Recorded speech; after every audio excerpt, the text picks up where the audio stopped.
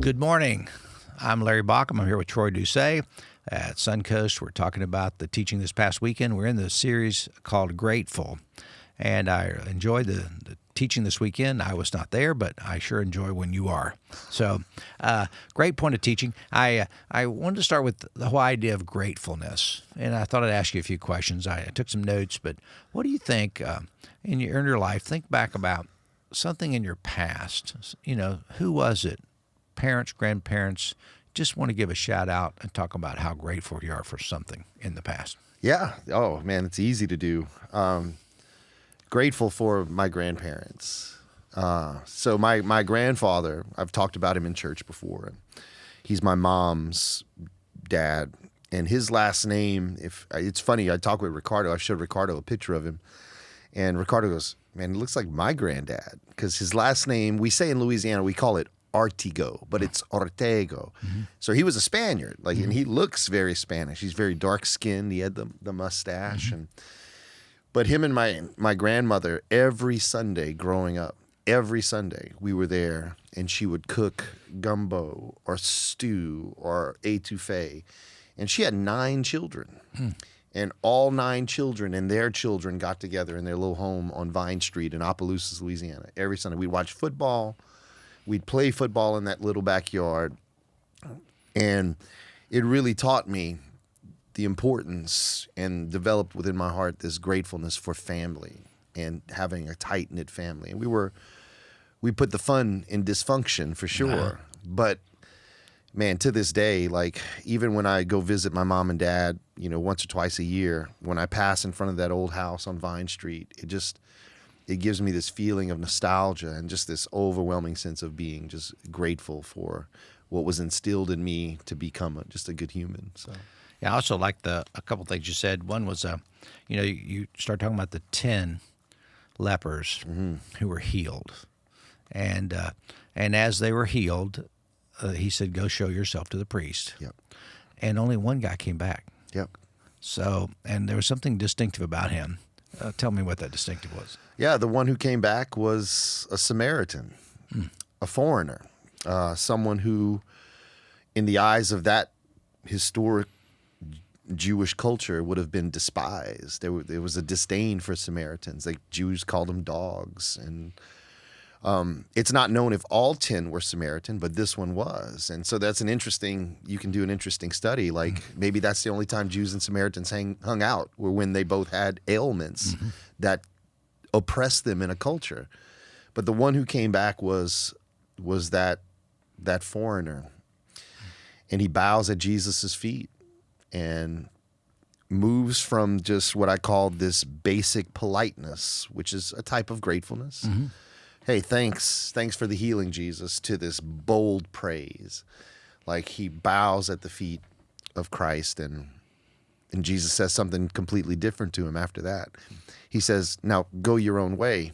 Right. Your faithfulness has sozo, has healed you. So, it's not cartizo, cleansed, you're healed. Right. And again, whether the story is literal or not, I think what Jesus is doing is that he's showing us that there is a gradation to gratefulness. And that's what I said in the sermon is sometimes I experience the full measure of God's grace in proportion to my gratefulness. Right. And that was the point of the story. And I made some sort of insightful claims of, I wrote that down because I thought that was, my gratefulness is based on God's greatness. Yeah. And I thought that was well said. But interesting, there's 10 guys. What if, for we don't know, the other 9 were Jewish? Yeah. The other 9 were the chosen ones. The other 9 were those who go show yourself to the priest. And maybe this guy was like, I can't go show myself to the priest because I'm a Samaritan. So I don't have that option. And but the only place, but then I would argue, or maybe it's a little farther to Samaria, because Samaritans did have their own religious segment. They had their own priests as well, but maybe no one in Jerusalem. So it is interesting to hear about that.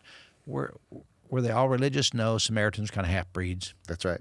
And I thought it was very bold of you to say, they were with such disdain it would be as if they were Palestinian. That's right. And Jesus looked at this person and loved them. And, we could talk a lot about Israel and Palestine. And my summary of that is, folks, they're all God's kids. That's right. On both sides. And I would love to be able to chant what my heart is sang years ago. We are all connected. We're all connected. And there is, this child and that child, and, one side it's a murder, the other side it's just a war casualty, or they deserve it and these don't. I go, no, I don't think, it's just it grieves the heart of God when anyone declares war for any reason. That's right. And Israel is, I've been there many times. I've got a lot of decades of study of Israel and their political situation. I don't really want to go there, but I do think that it's sad. It is sad when kids are killed or kids are hurt and aid is not given, and it's sad when anyone's killed, no matter which side you're on. Yeah. But I long for peace in the Middle East.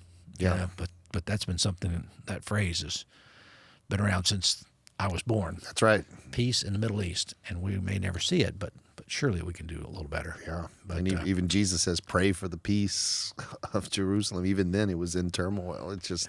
Can you imagine Jesus coming down the Mount of Olives, as he does on Easter, and saying, and he looks around and, if you only knew what would bring you peace. Yeah. Just like chicks trying to come to the mother hen. If you only knew what would bring you peace, it is now right before you. That's right. And we miss it. Yep. And so how do you say anything without being critical? Sometimes it's better to keep my mouth shut. That's right. But simply to say, but the positive is that they're God's kids, and we need to pray for peace in the Middle East. But That's gratefulness. Right. I'm grateful I live in a country that is not in war. That's right. I'm grateful I live in a city, in a community like Sarasota. Yet you and I enjoy so many different things here. Mm-hmm. I'm a guy that rarely goes to the beach, and you're like a beach fanatic. Oh yeah. Why do you go to the beach? What does it do for you? Yeah, I call it the guy I studied in my doctoral work, Martin Heidegger, coined this term, this Dasein, being there, and he talks about being autochthonously rooted to the land. Mm. And there's just something like every time I go to the beach, I get in the water. I walk with my bare feet on the sand, and I step into the water. And depending on the water temperature, I'll go full immersion or whatever.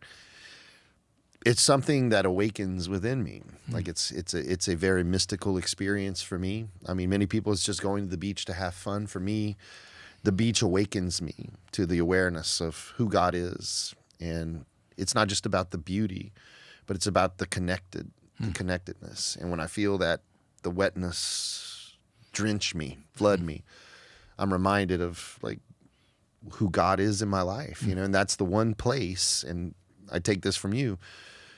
If you're looking for God, go back to the place where you last encountered him. And that's where I encounter God over and over and over. It's in the beach. And there are other places, obviously, in Suncoast when we worship. And that's why I'm here every Sunday, because I encounter God here. But the beach is one of those places where I can immerse myself. Or put your feet in the sand. Yeah. There are some tribes in Argentina, and I think it's in Brazil, where they actually do not wear shoes. And no matter where they go, they're always without shoes. Wow. And their whole point is they are grounded. Yep. They want their feet in the ground. And I can see that. That's a very spiritual thing, really, to be grounded. Reminds me of Paul Tillich, the ground of being. That's right. We want to ground ourselves. And this earth that we live in, let's protect it and take care of it, but it's part of who we are. It's hard to live without it. That's right. That's right. And God is all around us in it. And some of the great worship experiences, I think, come from nature. Mm-hmm. And I'm sure you experience that when you see a sunset, don't you? Absolutely. So, always. Yeah, that's pretty awesome. I'm grateful for that, man. Yeah, and I'm glad you go there. I mean, I go when we have company in town. Yeah. But I've been here for decades. But there was this period of time back a long time ago, and Becky and I were first married. I lived on the beach for 6 months.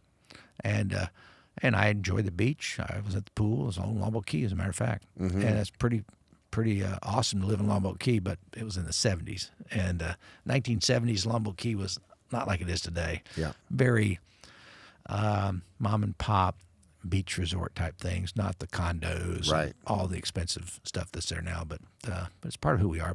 But the beach, I love also the deer Oh yeah. and the trees and the oaks and the lakes and the water. We are surrounded by such beauty here that if people just take a moment to see, that's wonderful. I think that's the thing. If my gratefulness is grounded in God's greatness, then I need to go places where I'm reminded of God's greatness, not human greatness. Asher and I were one day we were on a boat with Captain Ed, and we were fishing, and you could see downtown Sarasota out in the distance, and all of the buildings. And when you're up close to those buildings, man, they're pretty majestic. But we were so far off, and you could see these cloud formations that just towered over these buildings. Like, it made them look. And I looked at my son and I said, this is what man can build, and this is what God builds. And you tell me what's more badass. Yeah. Well, and he was like, whoa. He just stopped and paused. And that's a sign for me of God's greatness. Like, humanity has a greatness to us, right? Right. Because God is within us. But compared to the greatness of the Almighty, we stand firmly beneath that, man. It's what you choose to see. That's right. And Becky's uncle, her Uncle Dick, years ago, was in the Navy in Jacksonville. He was a pilot, but he also was a photographer. And I lived in Kansas City for a few years, and one of the things he kept reminding me, he said, when I lived in Florida, he said, no one has the thunderheads like Florida. Mm-hmm. He said, a photographer's dream is to go there and photograph the clouds. And what you described for me, I just had the segue back to seeing those huge pillars of clouds. And years ago, we used to go down to, when my brothers celebrated, we memorialized a brother who'd passed, and we'd go down and we'd lobster. But you get up in the morning, 5 or 6 o'clock in the morning, and you head out for Marathon Key. Yeah. And you just don't go to the right because you see that thunderhead and you see lightning and rain, but you go to the left and you avoid it. You just, all day long, you're just avoiding the storm. But you see it, but if you pause and see it, it is so grandiose. And we are fortunate to live in a beautiful area like this. That's amazing. Yeah, I'm grateful. And I'm also grateful to say to you, thank you for your teaching. Thank you for the insights. Thanks for even the teaching on grace this week and gratitude. You said something that really resonated with me, and you quoted someone, I don't remember exactly who it was, but turn a meal to a feast, a house to a home, and a stranger to a friend. That's right. Yeah. And Beatty. Yeah. And Beatty. Yeah. And I think that is that's what grace is. It's saying, thank you, God. Thank you, God. Thank you, God. And it's so easy to get caught up in the stress of life and the stress of busyness. Yep. And even Christmas is coming. And before that, there's got to be a big dinner and all the stuff. And get caught up in that and miss the moments of being in nature. Like you found yours at the beach. I find mine on the back side of this property more than anybody knows. But I just find a place back there where I see these majestic oaks, and I'm grateful. But anyways, I look forward to this weekend. Yep. And Christmas is coming next week, so I'll be on this weekend. Next week we start it's called Christmas Fog. Yep. Right. So we can find out more about that. And we're already talking about what we're going to do after the first year, launching some new stuff. So guys, thanks for tuning in, and thank you, Dr. Troy Doucet, for all that you do for us. I appreciate it, Dr. Baucom. Thank you. Pleasure.